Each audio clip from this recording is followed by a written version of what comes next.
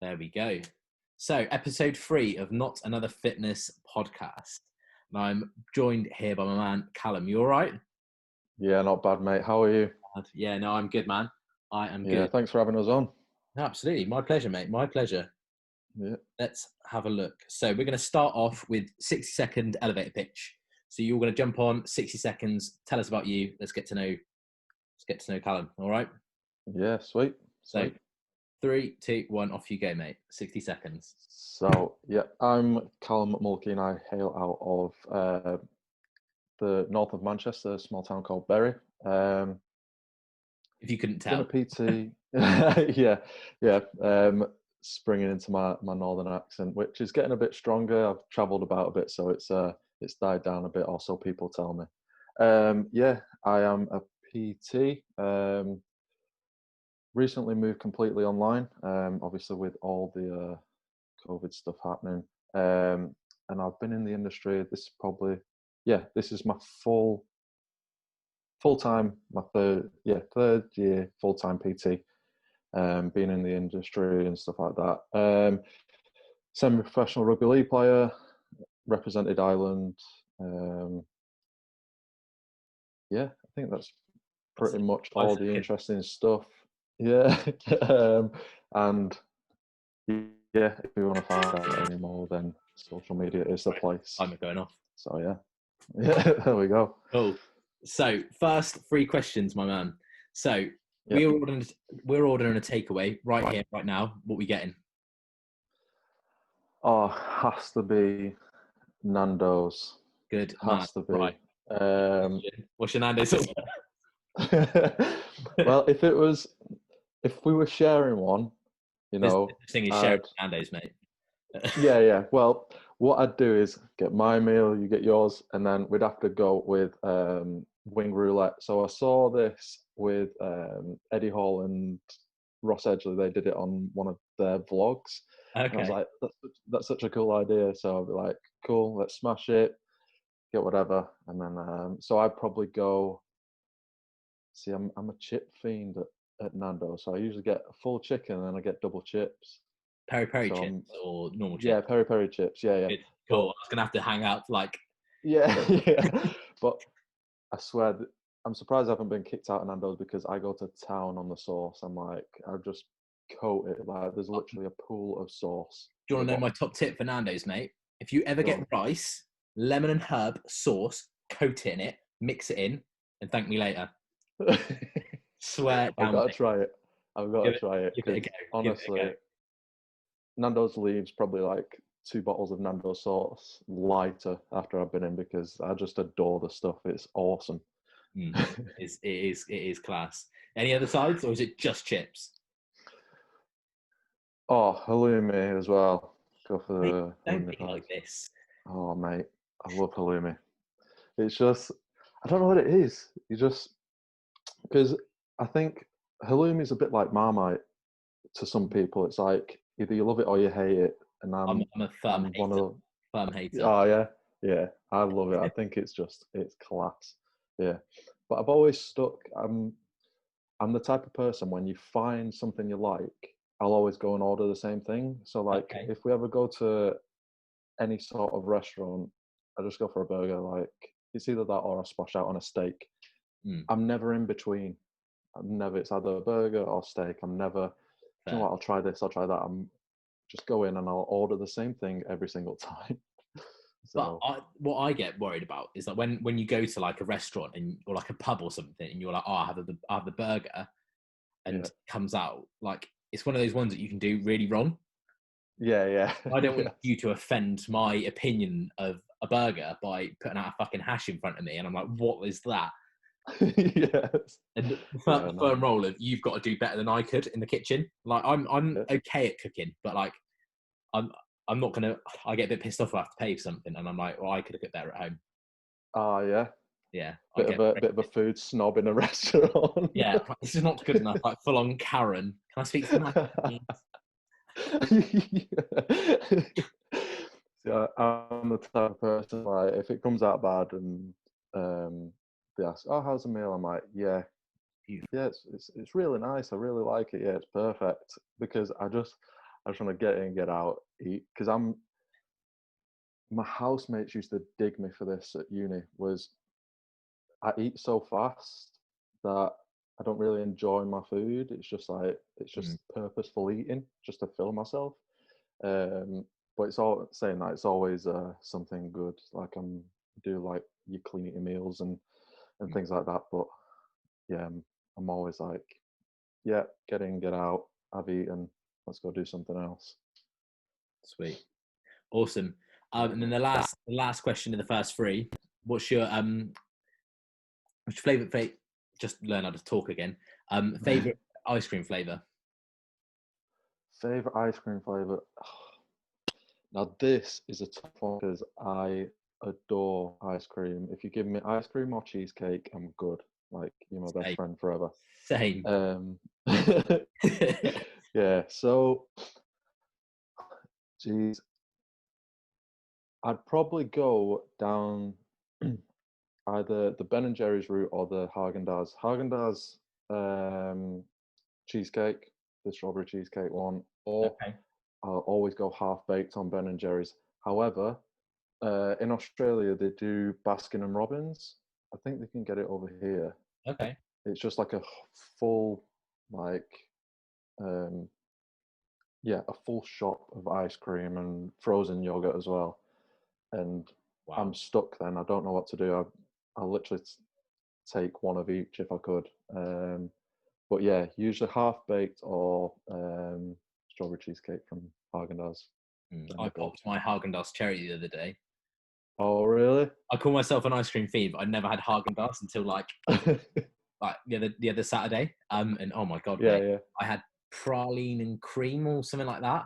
Oh it's a good one. Jesus. A bit skimp on the portions. The tubs are a bit smaller, but it was very they are. I enjoyed it. So, couple of things that we want to cover in today's podcast. Number one is fad diets. So this is something that myself and Cal have been in the old Insta DMs about. Just come out with it, mate. What your thoughts on the fad sort of diets? Just give us a couple of examples. So fad diets, I think to understand the fad diet, you've probably got to try one yourself. And I went down because when I first started doing CrossFit, I got into the whole, do you know what? People promoting it and, especially down the athletic route with my background, I was like, do you know what? I'll give it a go. Not many carbohydrates. Most of it is from vegetables anyway. And the rest of your fuel is mainly from meat, from your protein sources, and which, yeah, I'm not going to argue against that, like, perfect. But I only agree with fad diets when it suits you as a person. Yeah. However, every diet has got to be suited to you as an individual, and you can take something like paleo and apply it. The only thing I disagree with fad diets is when people try and make it a staple, and when they become so restrictive. You've got like juicing and the soup diet and things like that, and it's when it becomes unrealistic to continue this for the long term, for the rest of your life. And that's what people don't understand about doing a fad diet is like, eventually this is going to end. It's going to have an expiry date on this diet. Then what you're going to do after that? Do you know what I mean? Yeah, absolutely. Like there's nothing like if you needed to drop your weight for like a competition like boxing is like quite a lot on weight, and especially if you're like the higher end of a weight class, you probably want to you are going to need to go for a cut. So looking at maybe a bit more fatty for a very short term isn't necessarily a bad thing. Or like other things, and just taking elements I find works as well. So I distinctly remember this one like consultation I did with a client, and she's like, oh, I've been doing this, I've been doing that, and I was like, she's like, oh, this and this, and she's like, I hate eating breakfast. I'm like, well, don't eat it then, and just do an intermittent fast, and then be like, have that. But then if you do go out for breakfast one day, or like your mate's like, oh, meet for breakfast, it's fine, just go and have breakfast. Chuck the rule books out the window. Yeah. And why do you think people are like see like an ad or like an influencer promoting a fad sort of diet and they're like, that's for me? Yeah, so I've had a lot, and obviously we spoke briefly about influencers and them promoting certain diets, and a lot of people get caught up into this because these people do have massive followings and they have a massive influence on what people do and how they approach certain fitness goals without really any backing from it. And they're obviously getting a lot of cash in order to promote these things. And it's that misinformation and that lack of education behind what the diet's doing. And essentially, you look at certain diets and these fad diets, and we all know, or I hope that the world is starting to learn that the theory behind these diets is to create a calorie deficit. And that's all they're doing at the end of the day. Yeah, preach. Yeah, and it's learning that, and as PTs, everyone's getting on the same wavelength with all this stuff, which is great to see. This is why I spoke briefly about you and briefly to you and to Dan White as well. You recently had on the podcast, that I'm not someone that would try and compete against yourself or Dan or the higher people in the industry, because we're all trying to do the same thing. Yeah. Trying to promote the same thing. If we bring people on board and teach them this way, then job done. Our job is to help one more person, then the next person, and the next person, and try and create this snowball effect of helping people and make them understand that what they're trying to do when going on the soup diet or juicing or doing whatever diet they choose to do, the theory behind it is that they're just putting themselves in a calorie deficit. And like you said about intermittent fasting, if you don't like breakfast, don't eat breakfast. It's as simple as that. But at the end of the day, like, understand what you're trying to achieve by not eating breakfast and trying to control your calories and do this and do that, and what that diet specifically is trying to get you to do. But also understand the health precautions behind being so restrictive or going down that route. Yeah, absolutely, mate. I couldn't see, I couldn't agree more. Yeah. What do you think's like the appeal of it to people? Is it like that, oh, X influencer X has done it on their Insta stories, so it's good enough for me? Do you think it's to do with that, or what do you think is the why behind why people do it? I think what you just briefly touched on is the word influencer, essentially is influencing what people do. And they always put that number on how fast they've achieved this thing. And I think for a lot of people, if they become overweight or become unhealthy, it's like it's a danger zone. So again, kind of checking back to the podcast that you did with Dan, and you discussed that oh shit moment. Yeah. And a lot of people will have that, and it's not a case of, okay, I'm going to change the way I live and I'm going to change my lifestyle in order to suit what I want to be able to do. It's like, why would I spend the next 2 years doing it when I can shorten that period and do it in 8 weeks, like so and so said I could do? Because at the end of the day, they're going to believe that person for whatever reason. And you can't put one reason to why they would take their opinion on things other than there's a before and after picture of it. And that was kind of one thing coming into this podcast, is that the 8-week challenges and stuff that you do, that I do, and that we kind of promote people do, is we're not expecting miracles to happen in 8 weeks, but what we want to do is teach people through an 8-week period to continue. And if you don't get it by that 8-week period and you still need the help, then we're here to support you. And if you want to try and go alone at it, then by all means, hopefully within that 8-week period, you've learned enough in order to succeed. Where with these fad diets and doing all these supplements and stuff and replacing this with that, there's no teaching behind it. It's just like, okay, well, this is how many times you have to take it a day, and if it works, it works. If it doesn't, well, that's your fault. You bought it. You're on your own now. Yeah, no, absolutely. And I think it's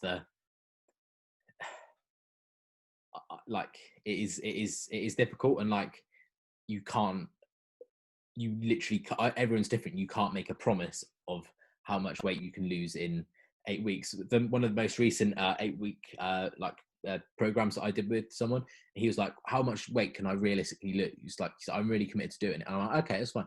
And I was like, realistically in 8 weeks, I'm like, if you're hitting 3 good training sessions a week, a week, and then hit 10,000 steps 5-6 days out of 7, Yeah, stay under your calories, eat plenty of protein, I reckon you could probably lose about a stone in that time. Like, again, you can't hold me to that, but you can do it. But like, I think he come in at like a 12-pound loss, which isn't bad in like 8 weeks. And he was like, I'm more than happy with that.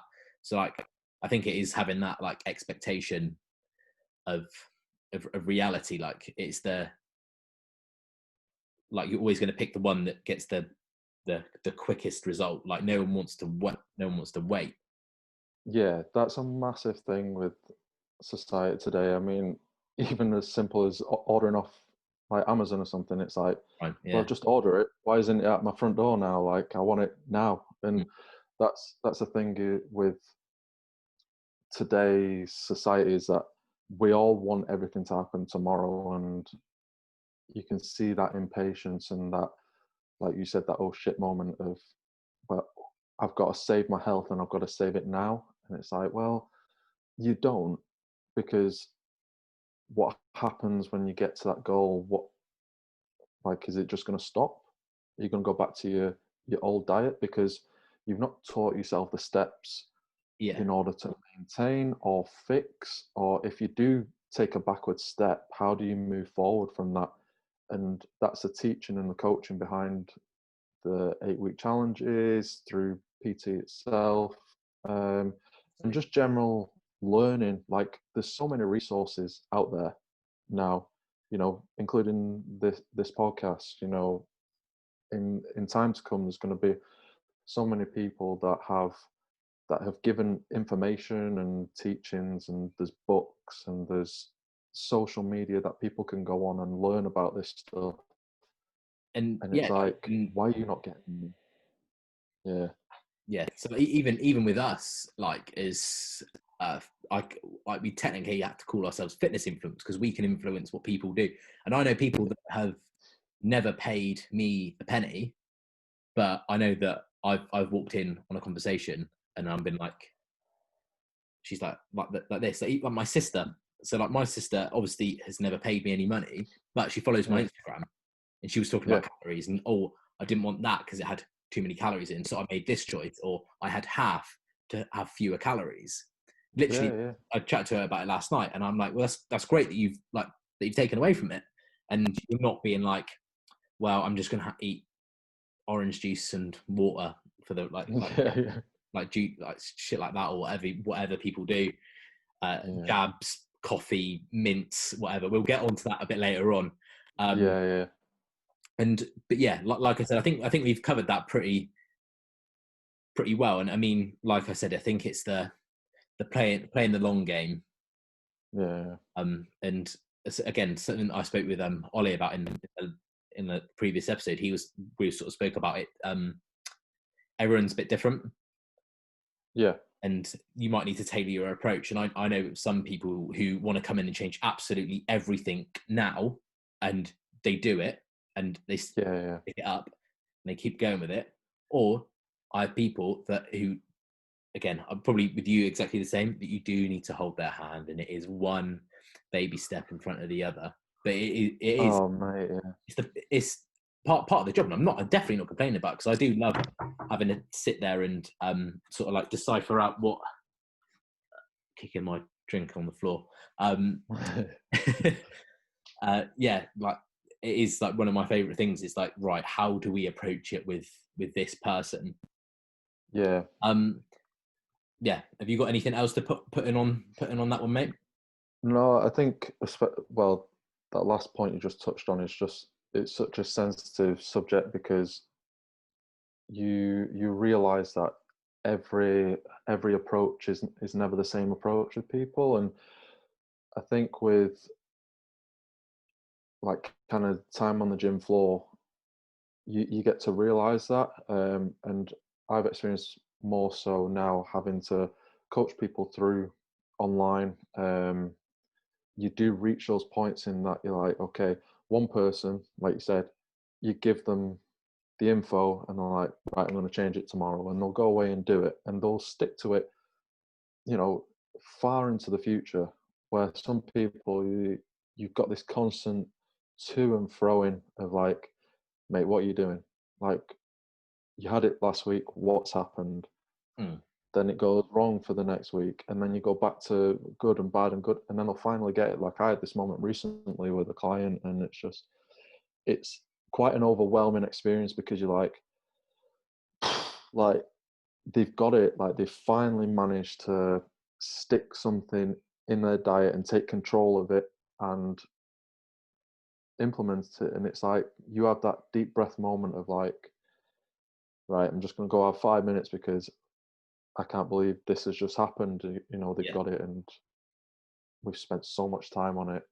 And that's when you know it's kind of worth the time, and that it's taken those Yeah. people, and that you've taken yourself to make sure that they've got the right support, and you've pestered them and pestered them and pestered them. Mm. It's like, this is what I did. This is why I contacted you every day, and I said, why aren't you checking in? Why haven't I heard from you? Why? Because it's all gone to shit, and you didn't want to tell me. But at least you've got it now. You It's know what that I mean? accountability, isn't it? Yeah, 100%. Having someone to call you out on your bullshit. Yeah, yeah. One real big thing I've learned over lockdown: king of excuses. Yeah. You give me a reason, give me a thing, and I'll get out of it. Yeah, yeah. Way out of it. But Yes. do you know what? Like, I've started doing it. I've called myself up my own bullshit. I think even Yeah, like some days last week, and I was like, nah, I've got a. I was like, oh no, and I'm not feeling it. And then I yeah, said, right, I know I need to do this, and I know this is. I know going to tuning into this webinar, to this talk, it's going to help me. And I put in, and I yeah, message one of my mentors, and I was like, right, he's like, what do you need from me to make this a good training? And I said, I need to get my head up my ass, and I need some of your loving. And then he comes right to the camera, and he's like, stop being such a fucking pussy, get your head up the arse, you little shit. And I'm like, and then, do you know what? Since then, I've been on like just this upward trajectory. yeah. And That's the it thing does is, that. And sometimes you do need to have a bit of tough love. Like, I really went at someone the other day because they needed yeah, it. yeah, I, I, 100%. I'm like, we're just wasting each other's time. Yeah, yeah, What? you do. I think you're 100% on that. Is like, and that was the. I don't know if you've watched The Last Dance with the Michael Jordan On my documentary. next Yeah, list, and it's yeah, like, and he spoke about that. I know that's down a very elite. elite high level, like best. Yeah, yeah, and he Yeah, was like, you know, his coach was someone that kind of put his arm around the players and was like, come on, you know, you can do better than this. Where he kind of called him out, Michael Jordan did, and he was like, nah, this isn't good enough. What you're doing, like, I'm going to embarrass you in training, because this is what I expect. And there is an element of that. It's not quite as brutal, but it's kind of like, come on, like, you understand. You know, I sent you the welcome pack, and that gave you your starting point, and you knew what I understood. You knew what the level I expected was, and now I expect it. So come on, Absolutely. like get your ass in gear and let's go. Yeah, it's Yeah. head up the arse, isn't it? Yeah. Yeah, no, sick. And then obviously on the topic of fad diets and everything like that, Yeah. I mean, there was a little revelation this week, and it just this little thing in my brain went, and I'm like, this is a podcast. So I write Yeah. like emails as well every day, and things like Yeah. something shit happens or something ridiculous happens, and I'm like, yeah, shit, but I've got an email, Yeah. and like this, and I literally was writing an email, and it was so long. I'd gone on and on and on, and it was so good, and I was like, went to hit save, and then Yeah. like my screen went, and I'm like, no. So I went back in, and it's all gone. Oh, And I'd joking. done this, and literally I put on my story, I think as well, about it, and I'm like, Yeah. make me like also make me feel better. Put a and then put your email in here. Did it, and then like Yeah. Yeah. I got like quite a few subscribers off of it, and like and stuff like that. But back to the Yeah. point, I was like, this thing happened, and I'm like, this is a podcast. And then we spoke, I think we spoke about it last week, and I was like, Yeah. get Callum on. So Yeah. Gemma Collins and the skinny jab. Yes. So Do you want to start this one? your thoughts, mate? Yeah, just give us your thoughts and stuff like that. Yeah. I mean, this kind of going back to the influencer thing is when these people go forward and promote these things, there's obviously money behind it, and they're earning quite a substantial amount from promoting these things. And there's I want to say a little bit, but quite frankly, there's a lot of stupidity behind it because they don't understand the position that they're in and the people that follow them. Because Gemma Collins is known, especially across the UK, as this type of person. She's developed this personality that she's quite likable in some respects, and people will buy into that. And then later on, I got I can't remember where I saw it, but Kerry Katona said, I don't know if you saw this. I heard about She, Kerry Katona, and yeah, she was like, these articles trigger me, and they're written yeah. anyway.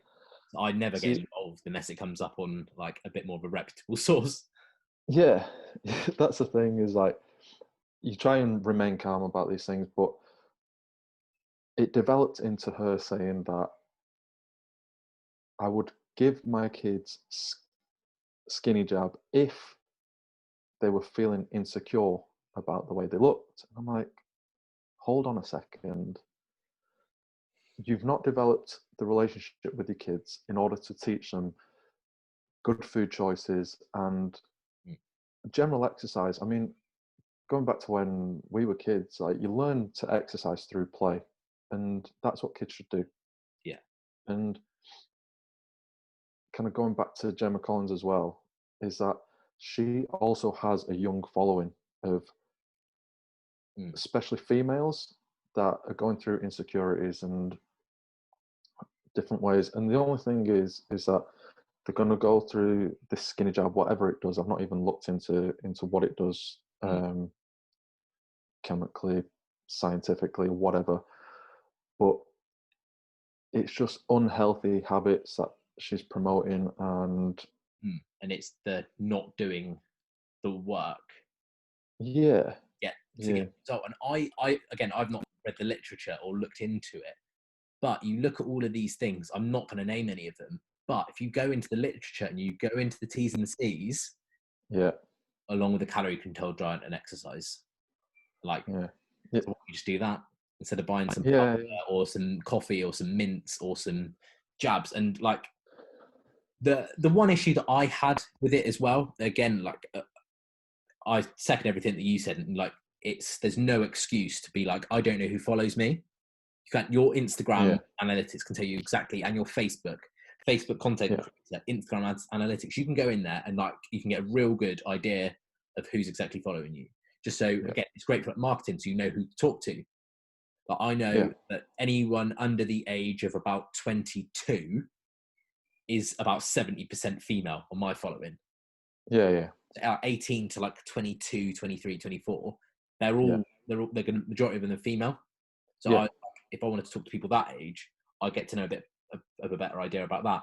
Whereas like when you get a bit like older, you should again be a bit wiser. So there's certainly no excuse to be like, I don't know who follows me. I've got followers, because you can see the percentages and you can make a very good educated guess of what's exactly going on.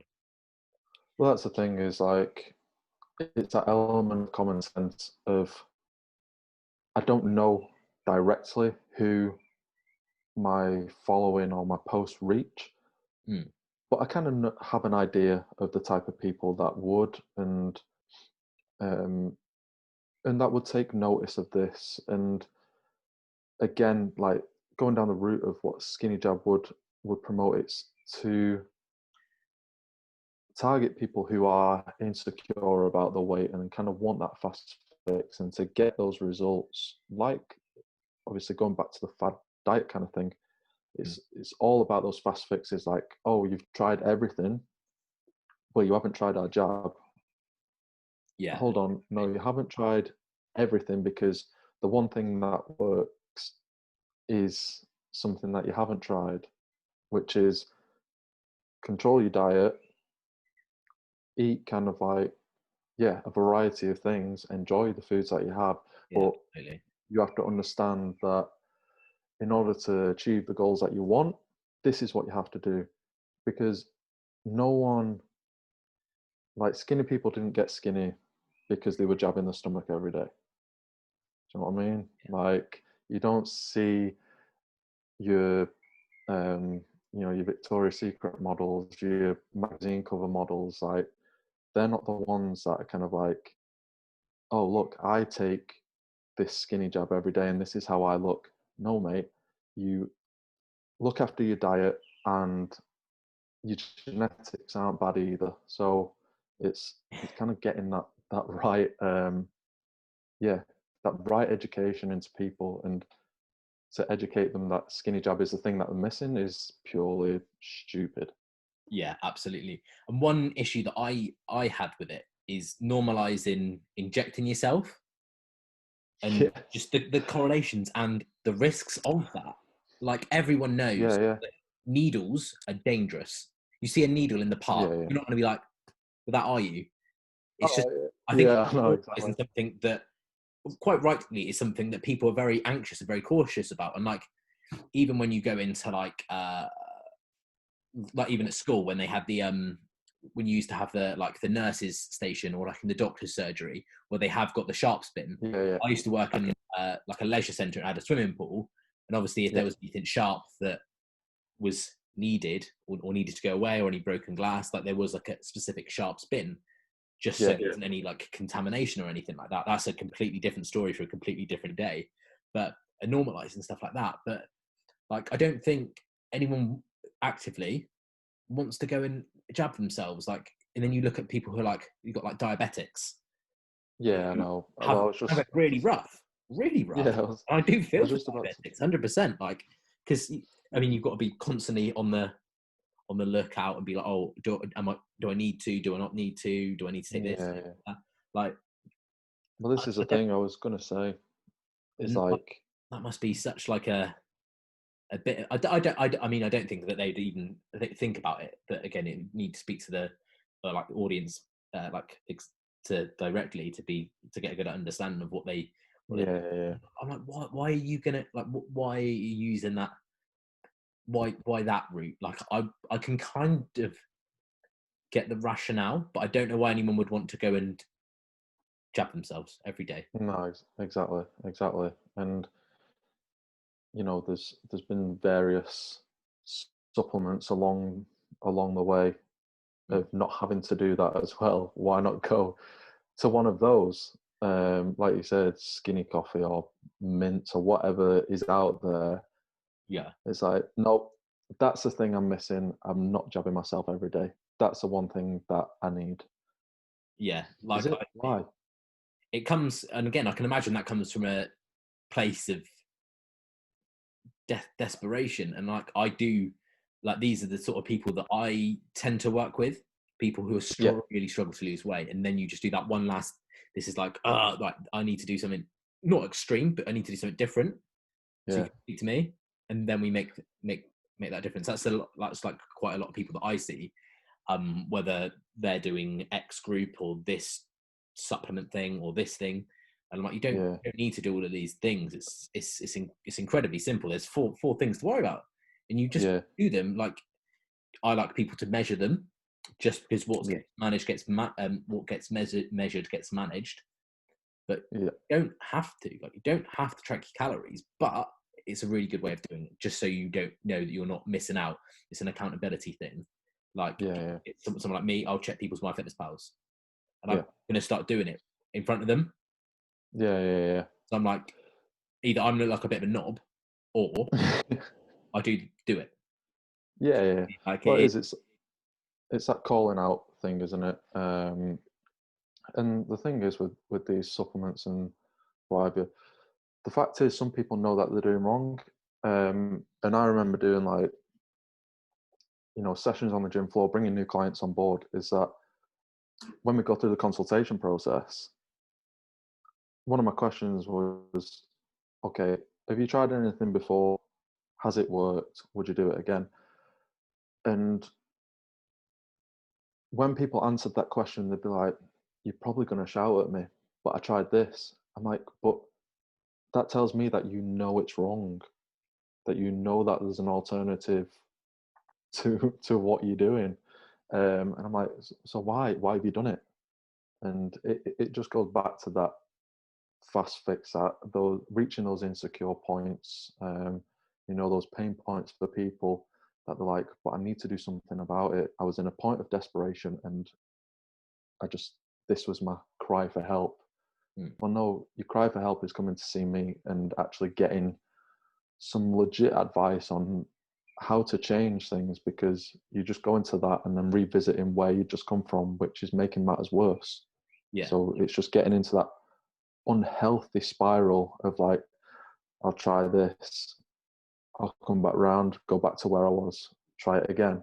And it's just that constant vicious circle. Or you just find this technique that works. So a lot of people, again, I don't want to name any names or point any fingers, but the one that I have the most issue with is, I don't know if you ever heard of it, but like a Cambridge diet, or a Oh yes. like juices and shakes and stuff like that. That's the ones that I have the most issues with, Yeah, because yeah, they lead you on that, oh, you're in ketosis, and I'm like, I looked at it and I just reeled it off. Like I had this discussion with someone like a couple of months ago, and I'm like, yeah, you're yeah, having these chocolate bars 2-3 times a day. You're having milkshakes 2-3 times a day. You're going to be yeah, consuming too many carbs to be in ketosis. I don't necessarily yeah, need maths to know that, but yeah. it's incredibly likely that you're not going to be doing it. You're just starving yourself, pretty much. Yeah, yeah, There's yeah, no pretty switch much. over to go into ketosis to where you would be normally. Like Yeah, it makes it like that. That's the one that I have the most issue with. But it's for me, I feel the damaging thing is the going back. yeah, yeah, And it usually is as well. Like you obviously see the booms in the gym in January, and then it dies off in March, and you hit like another little.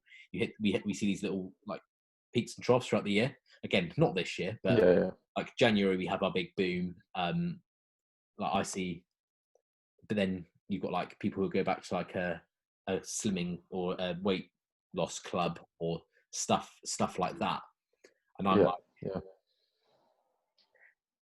if you've not kept your weight off or maintained, or there is nothing wrong with weight fluctuation. Like again, yeah, in the last year, like I was in a bit of a weird place and ended up putting on a stone. yeah, But then I was like, I'm very equipped and know what I need to do to lose that within like a decent amount of time. And I yeah, yeah, set exactly. myself a goal, and I was like, this day I'm doing this. I want to be 7 kilos lighter than I am now. Yeah, I did it. Like And it's little things like that, really. But yeah, it is. I think we need to be inherently aware of what if it's not worked, the drawbacks of it. Yeah. How could if we need to do it again, what could be different? But there's this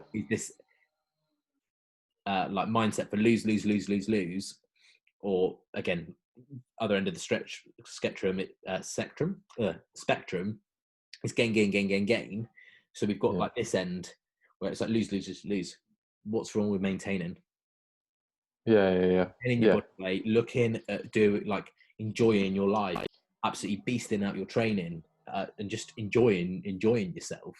But there's no period restriction or being, oh God, I've got to go and eat another 1,000 calories for dinner, but I'm absolutely stuffed. Like it is quite difficult, a difficult one. Have you got anything else to add, mate? No, I think we pretty much covered the touch points on that, and kind of led people through kind of what the whole fad diet and The journey. and people do need to kind of switch on and look for the educational side of things, because the short videos that people provide, and like myself, yourself, and the whole fitness industry are kind of getting on board with this stuff now, and hopefully people are starting to listen, and kind of going back to the whole hand holding thing. Like, just because we're PTs doesn't mean we're going to slap people with a request for payment, like, oh, just giving you that piece of advice, that's £100, please. Like, we're here to help no matter what, and if you do want our help and come on board and learn the process in which you can change your lifestyle in order to, like you said, live a happier life but also maintain your health, then by all means, like, we will welcome you on board. But if it's just a case of like, no, this is what you need to do, then cool, get in touch. We'll just drop you a message. Yeah. I couldn't have put it better myself. Like, yeah, if anyone does have any like questions, and like, we're obviously more than happy to answer them. We'll go over where to find Carl at the end, but like that, it's just reach out and ask for help. Like I've been very guilty of not doing it. So more recently, I've been like, I don't get that, or I don't understand, or I need a bit of help with that. So I will go and speak to X person. X person. And it definitely is beneficial. I've seen the benefits of me, other PTs, and then even like being coached myself. Not even necessarily in fitness. Like I've got like business coaches and like lifestyle coaches. So I speak to these people and they help me work on other things. So it is like quite a wide spectrum of it. But yeah, like if in doubt, ask for help. 100%. Yeah, absolutely. Couldn't agree more. Cool. So again, we touched on it ever so slightly in the in like the sort of the previous section per se, with the sort of supplement side of it. So what I want to do is just drill down a bit deeper on supplements. Just wanted to get your thoughts, and I've got like a couple of supplements that I want to talk about before we get before we sort of move on to some juicier stuff at the end. So my take on supplements, like, I've used supplements in the past, usually just a whey protein, or used creatine as well. But I don't even know how long I've not taken supplements before now. And it's that battle again that I've with some of my clients. Is one of the first questions I ever get asked is, what protein shake should I take? Yes. Yeah. It's probably in the top 3 questions that when people come on board, that's what I get asked. And I'm like, okay, well, let's take a look at your food first, and then we'll talk supplements. Because, like, I'm a big eater. Like, I will eat large amounts, not that often, but I'll eat my fair share of food. So I rely heavily on protein to come into my food, or carbs to be part of my food, because I enjoy eating. I like my food, and that's what I rely on most. Mm. So I've never really felt the need to take supplements personally, but that doesn't mean that I won't help people find the right supplement for them. But usually it just goes down the protein route. But what's kind of your take on those things? Similar sort of stance. I'm like, let's look at your food, let's work on it, then Yeah, we can talk about it. There obviously are some exceptions to it, like yeah, vegans and vegetarians. yeah, Like I had this woman just before Christmas, I think. She started training with me, and she was yeah, like this, and I'm like, okay, problem number one, yeah, we're going to need to look at our calories, but protein. And I'm like, yeah, yeah, I never say this to anyone. You probably want to invest in some sort of vegan friendly protein powder. Again, yeah, yeah, that's not necessarily something that I'm too faux pay with. So I again had to like reach out. I had to just have do a little bit of like nosing about, just find out what was the one. Again, another one of my clients, she's lactose intolerant, yeah, yeah, and doesn't eat like a lot of meat. So yeah, yeah, she then was like, I've started doing this, and I'm like, that's cool, that's fine, whatever. yeah, Yeah, I'm like, if you like, for me as well, it's liking it as well. yeah, Whenever I eat, I've had like done it before when I've been trying to lose weight, and I'm like, right, I need a protein shake because I'm training, I'm trying to lose weight, I need to have it, but because it won't yeah, work. yeah, yeah, Like, mistake number one, yeah, mid reg circle. yeah, Um, you don't necessarily need it, but I mean, you could look at putting it on a like, yeah, if you were like like a vegetarian or something like that, then maybe. So I did, and then I was drinking these shakes, like, yeah, again, the cheap, nasty my protein one. I'm not a massive fan of it, so I put it in, and I was like, oh, yeah, put it in with water, nearly spewed yeah, it up, and then like tried it with milk, and then like totted up the calories, and it's like a pint and a half of milk, and then like a load yeah, of yeah, it, and then like the calories, like you're looking at maybe 300 calories for like 30 grams of protein or something like that. And I'm like, yeah, well, no, this isn't good. But yeah, I'm a, if you enjoy it and you want to take it, then yeah. yeah, yeah, Not like I sometimes, and even like the ones that I was taking, it gave me a real dicky belly. Like yeah, it didn't agree with me. But I mean, if I have like, I might have like a pre-made like grenade one. Like I like all the grenade stuff, so I might have yeah, like a pre-made one of them, and I don't have to worry about it. But yeah, like some of these have made me feel a bit, not to say don't do it, but I was like, that was just my anecdotal experience.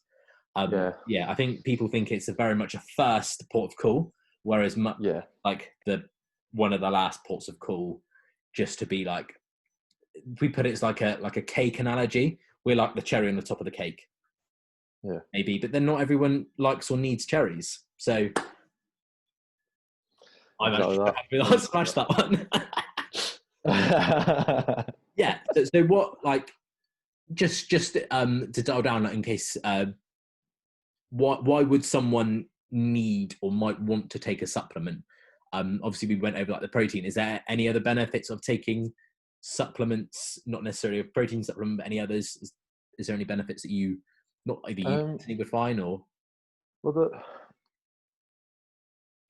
the ones I've kind of taken, I've not really looked into anything. Obviously, you've got your joint and stuff, supplements like your cod liver oils and stuff, and obviously within the Western diet, there's a massive imbalance of your omega-6 and omega-3 um, acid, like fatty acids, and obviously that would massively benefit people. But in terms of just simplifying things, the only two I've kind of stuck to is your whey protein and creatine, like just mainly for strength gains. But like I said, it's a tricky area with me just because when it comes down to kind of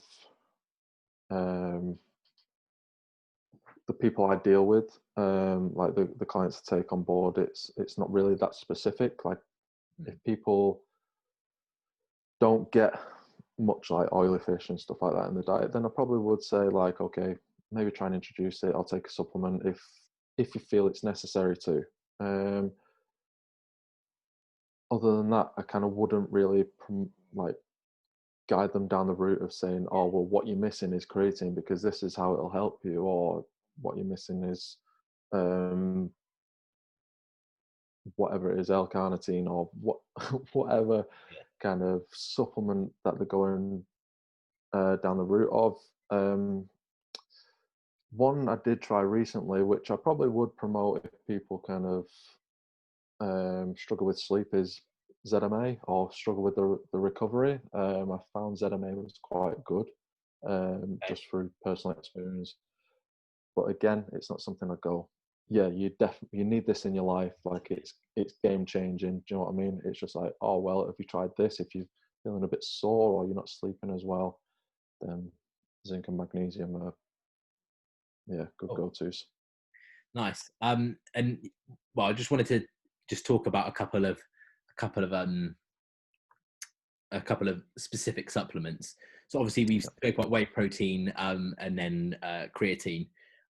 Obviously we've got with whey protein, it's basically dried milk, isn't it? At the end of the day, pretty much. Yeah, we put it really bluntly, it is just sort of dried up milk.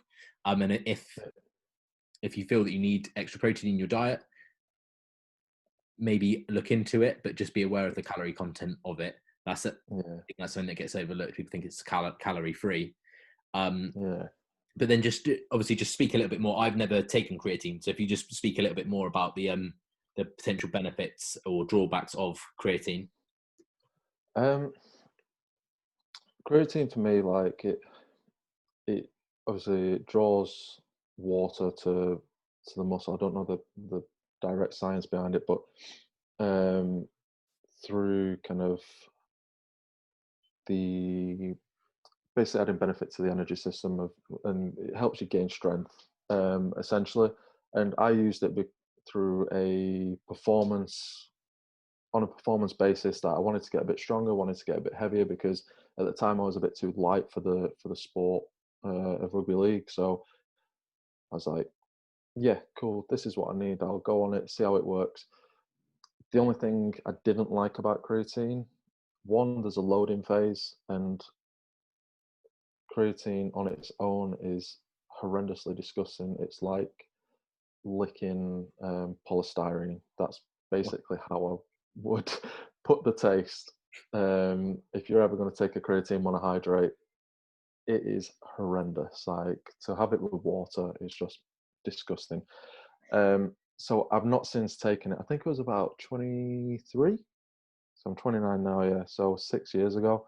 And I was like, yeah, cool. When really it worked in a sense, but for me to put the kind of weight on, all I did, like I was slamming food like no tomorrow. I would just smash calories upon calories because I was training a couple of times a day, maybe.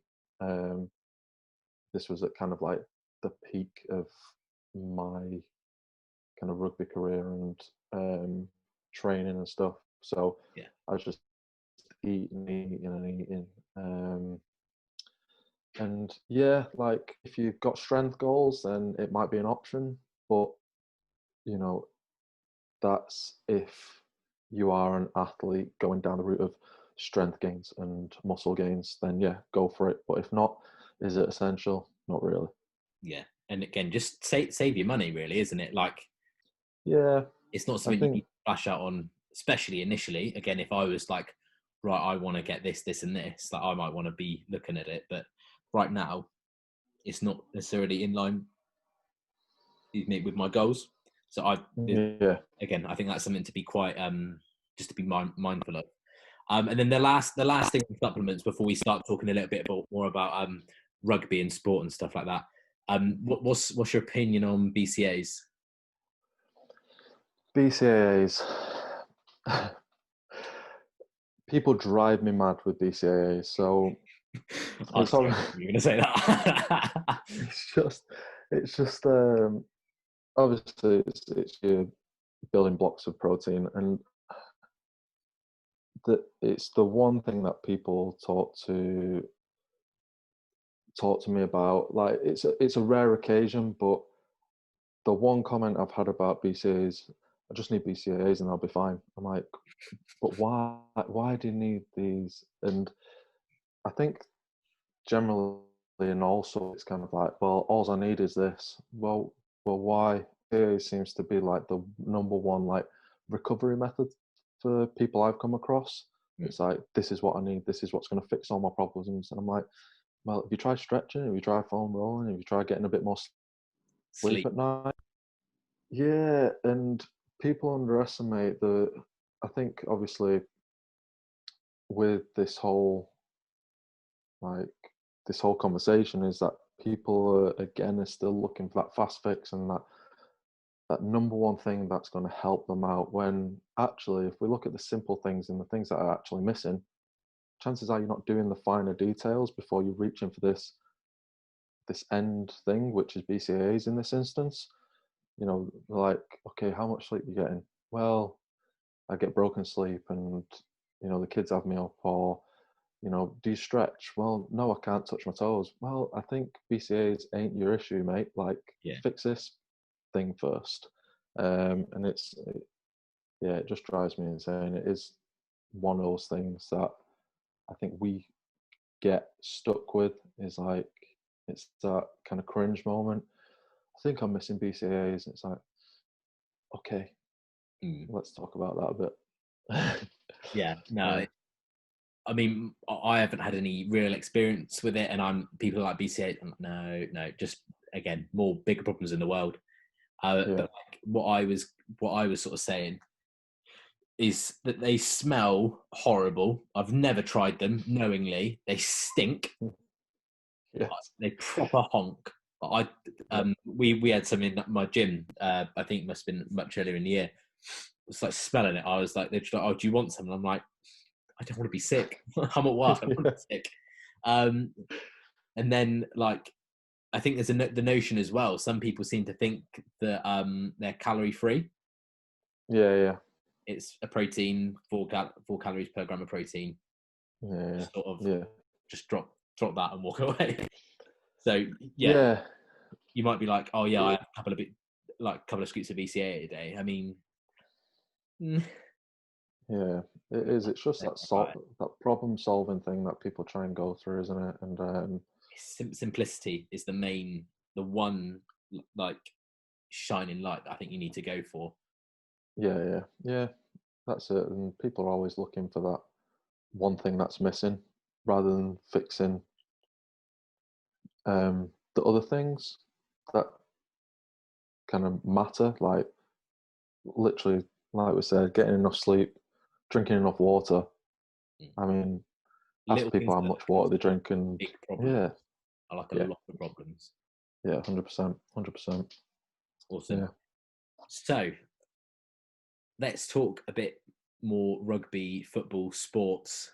Let's have it out. So let's take it.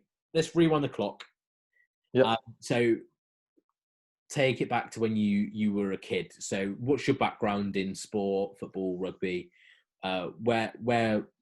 Where was the starting point? Just give us a bit of a background, especially with you like growing up and everything like that.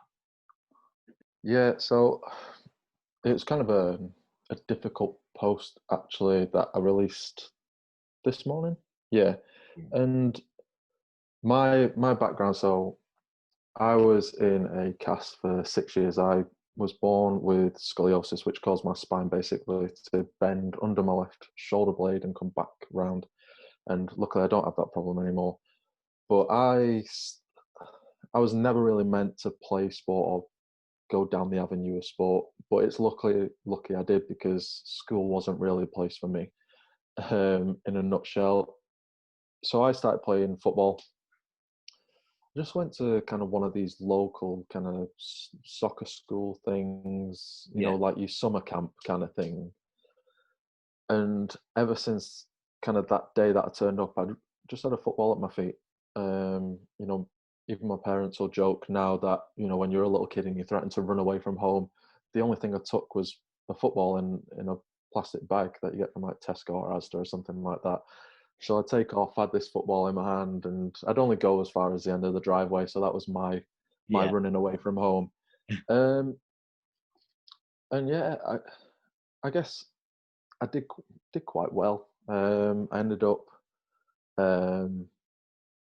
going to kind of like the local academy, Bury Academy, where I was there for maybe 3-4 years. Came away from that.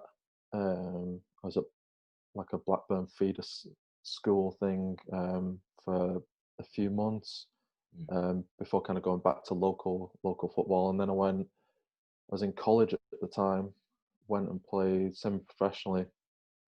But when I was in high school, so before I got to college, most of my friends were rugby players, like rugby union players. And at this point, I'd started going to the gym. So I got strong. I managed to get fast through my training and stuff. Yeah. So like, you'd be well suited to rugby, so why don't you come down and give it a try? So I started playing, did quite well.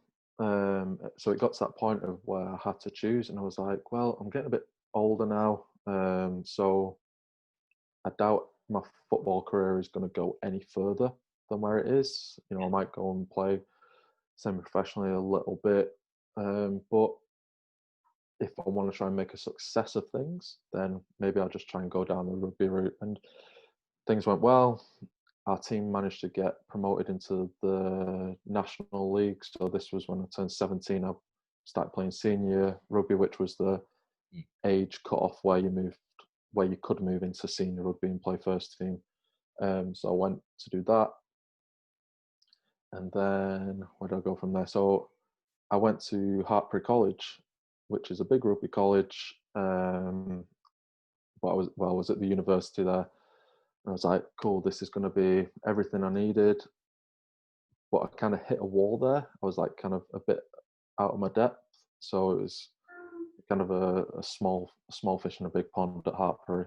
It's an environment, very competitive environment, whereas if you don't get your ass in gear and put the work in, then you're just going to be lost. So I decided to put myself to work, not really concentrate on my studies again. So I kind of was a bit in between whilst I was at Hartpury with my studies.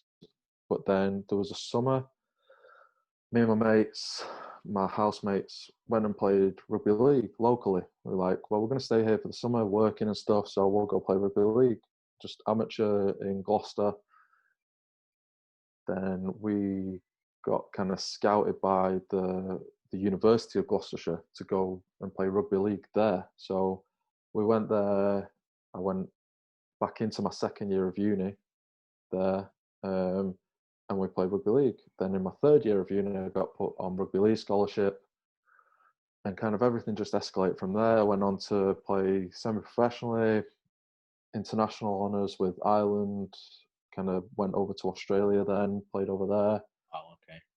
Yeah, and it kind of just, it escalated. So, yeah, I kind of found a bit of success with that. So that was kind of my journey in a brief history of that. So yeah. So yeah, have you ever had any like I mean, obviously that's like massive like achievements that you've sort of like gone through, and like people know like that Gloucester area for like rugby, because there isn't like oh yeah, Gloucester FC is there, like no, Yeah. everyone's like yeah, that's more of like a rugby area, like certainly in the UK we can like divvy it up to be like, nah, these guys play like rugby, guys play this, these guys plays that. Like it's quite it's, I don't know how you'd put it, but yeah, it is like you can tell which town's what. Like 100%. yeah, so it's so yeah, definitely it's one of the UK things there. But like, what would you say out of your whole career, football, rugby, what was like been your like biggest achievement? Without a doubt, putting on the shirt for Ireland, because my granddad, so my dad's dad was because I never really dived into the world of rugby. I only knew about kind of like your Six Nations stuff through my granddad. He was a massive Irish rugby supporter, and it was kind of like getting that cap and what have you was a massive kind of achievement, and something that from my heritage was a huge thing. It's something that I always wanted to do once I got through that door into kind of the international ladder, because Yeah. I didn't just go from stage 1 to stage 3. Like, I didn't just skyrocket into the internationals. I went into student rugby league with Ireland, and then I played amateurs, and then I made my senior debut. I think it was against France, something like that. And to be able to do that was massive. It was something I never expected to do. It's something I kind of wanted to achieve. Yeah, Yeah, like, and that's like quite a prestigious. The Irish are obviously very prestigious when it comes to rugby. Like, again, yeah, I use like the football comparison. A lot of like English players will declare for Ireland to play yeah, internationally through their like the granny rule, yeah, and like, but like people, there's a lot of people who want to play for Ireland. So that's yeah, yeah, no, but I thought that's what I was expecting you to say. yeah, What would you yeah. say? Like, have you ever had any like real bad injuries or like real challenges that you sort of come up against, and sort of how did you deal with those? um, I've not, touch wood, I've not had like injuries. No, I've had like a couple of sprained ankles and stuff. I've gone through the whole concussion kind of thing.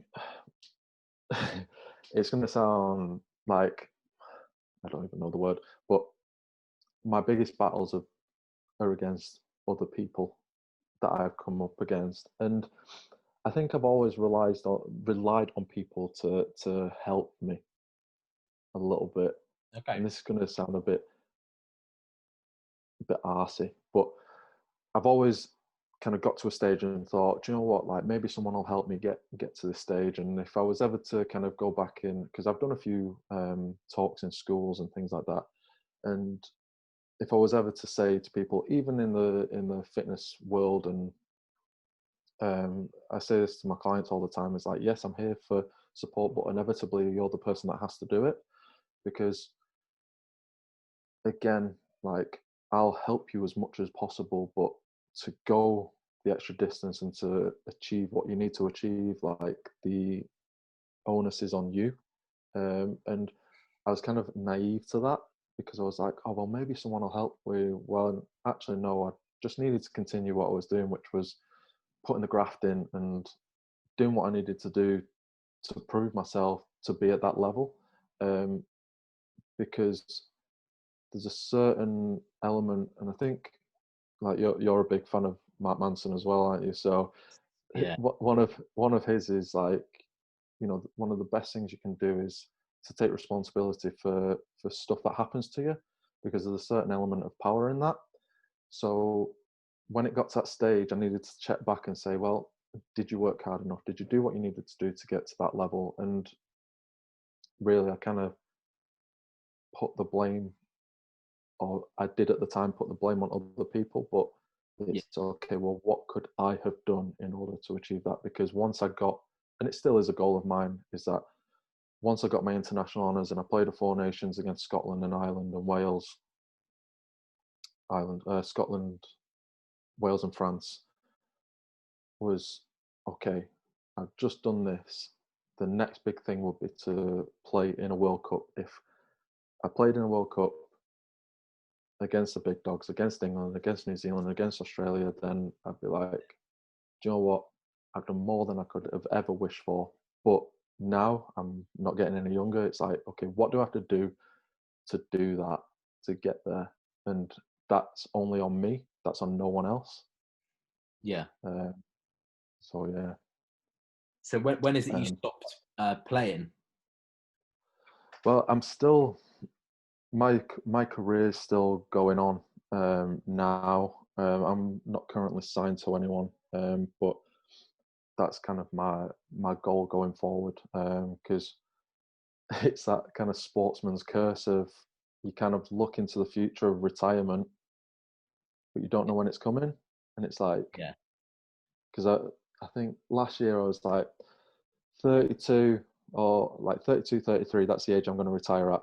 But then I'm like, I've only been playing rugby league since I was 22 years old. So technically, all these other guys have been playing since they were younger. So my body's still pretty brand new. So can I make the 35? Can I make the 40 mark? So it's just like, where can I go with this? Yeah. Because sports science, and we all know injury prevention methods and looking after the body and stretching and recovery and all this stuff. It's like, you start playing with your own mind of like, well, actually, where could I go with this? So it's, I don't know when I'm gonna So to officially any hang up the rugby boots. league clubs, just Yeah. tell them up on Instagram. Yeah, that's the one. Yeah. Cool. And obviously, like when you're training for like rugby, obviously international standard sport, to what you would do with clients, what is there? Obviously is probably going to be some sort of like differences and discrepancies. Do you want to just quickly go over that, or is there anything that you've taken away from what you've been taught from coaches and stuff like that, like rugby, to sort of not necessarily directly correlate over, but maybe like a method, or like not necessarily an exercise, but something that you've used to like translate into clients? Yeah, like I've worked with like numerous strength and conditioning coaches. Obviously, like I said, we were on scholarship. Me and I think there was 7 other guys. So we worked closely with strength and conditioning coaches, which they were and became good friends. So there's definitely stuff you pick up along the road, and especially from like your pre-season stuff, because you can never, and you'll agree on this, is that you can never send one approach to every client. No. It has to be interchangeable, and you have to be adaptable with clients. But there are definitely some methods. I mean, some of my clients, if you don't beast them, then they feel like they haven't got a workout. So I'm like, right, you want to see a session? Let's do pre-season, and you'll be crawling out the gym, and they love it. And it's just like, I've done classes with kind of like your whole rugby pre-season approach, and people love it because it's dealing with odd objects, and you've got tackle bags, and you've got this and ropes and everything like that. So it's all different pieces of equipment. And I think that's one thing I picked up from, well, both rugby and like your CrossFit style and just general gym work, is that people's training can be so versatile, and you can, just because someone's belief is that, doesn't mean you can't have a different one. And trying different things is always good, because you can never really apply training unless you've kind of tried everything. And this is the thing about going to like group classes and things like that. I don't really have a problem with group classes, because if it gets you in the gym and it gets you active, you're just enjoying what you're doing. And kind of going back to your question was, like I'll use the principles I've taken from rugby and apply them to clients sometimes, just to see how they react and if it's something that they enjoy. But I would never give it them if they're like, I don't really like that. Cool, let's go back to doing something else. Cool. And then just the sort of one of the last things before we start wrapping up is just to quickly go over like your footballing career, and we'll keep it fairly quick fire. I'll ask you some questions. I mean, I would ask you some more questions about rugby, but I'm not too like hot on rugby. But football's your thing. You played for Bury. Bury. Sorry, Bury. Yeah. Bury. Yeah. And then briefly for sort of a Blackburn academy. Yeah. Where did you play on the? Were you like a? What was your position? That's what I'm trying to say. Yeah. I was central midfield for most of my footballing career. And then when I started gym and I got fast, I actually moved to a centre forward position. Oh, sick.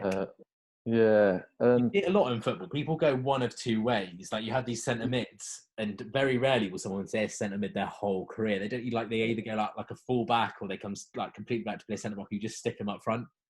yeah. And it was weird because I kind of, I don't know how it happened. I got fast, and then they were like, let's try him up front, and like I could shoot. Yeah. Obviously, part of being a centre midfield is that you can bang in goals as well. And Were you I more was advanced, like, or were you like a sitter, or were you just sit in front of the back four? um, no, I was more.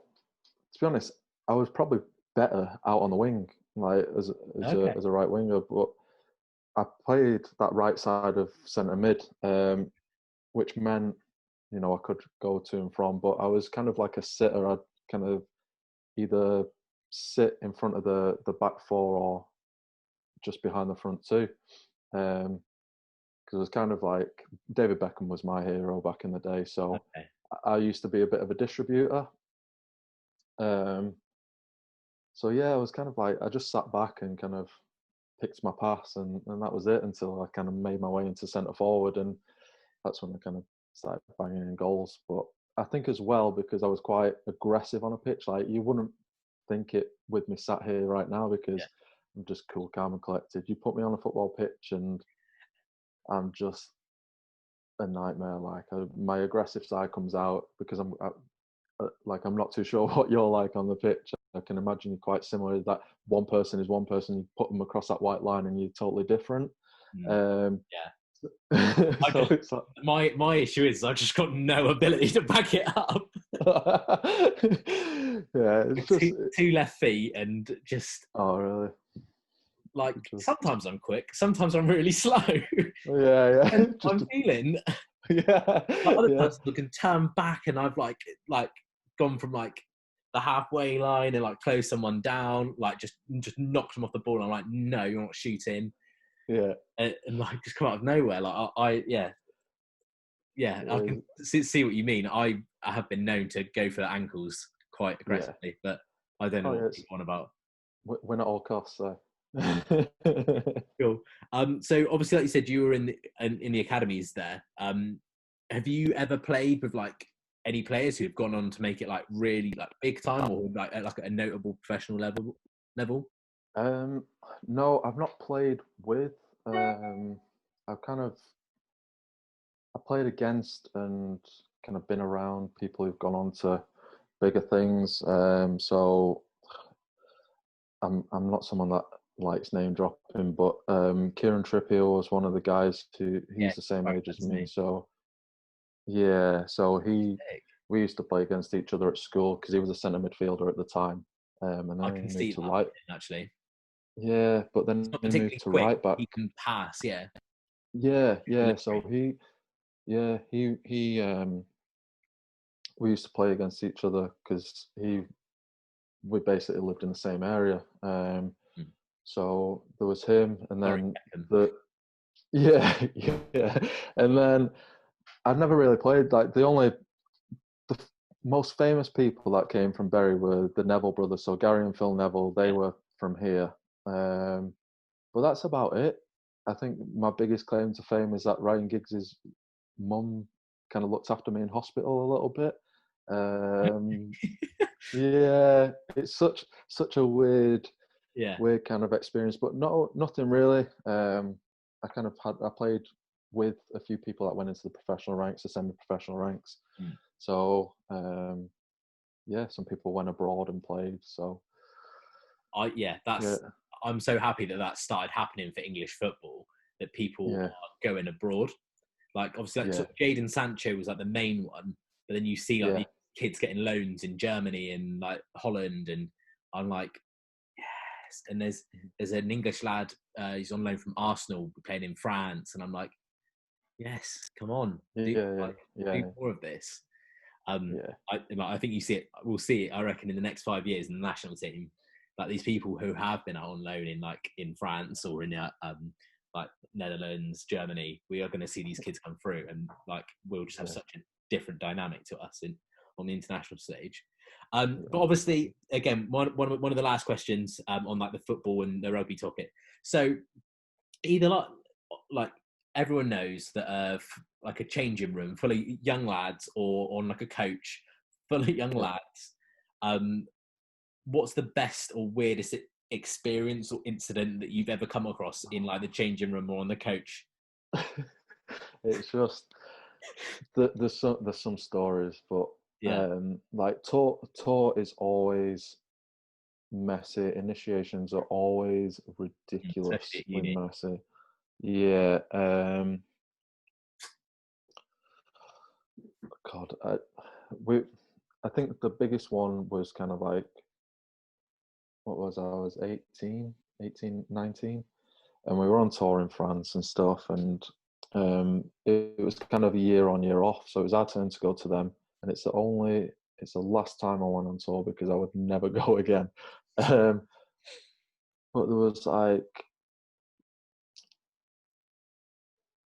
so they'd like stick a piece of toilet paper to you, and you had to finish a pint of whatever it was. I think it was red wine at the time, and you had to finish it before the length of toilet paper got to you.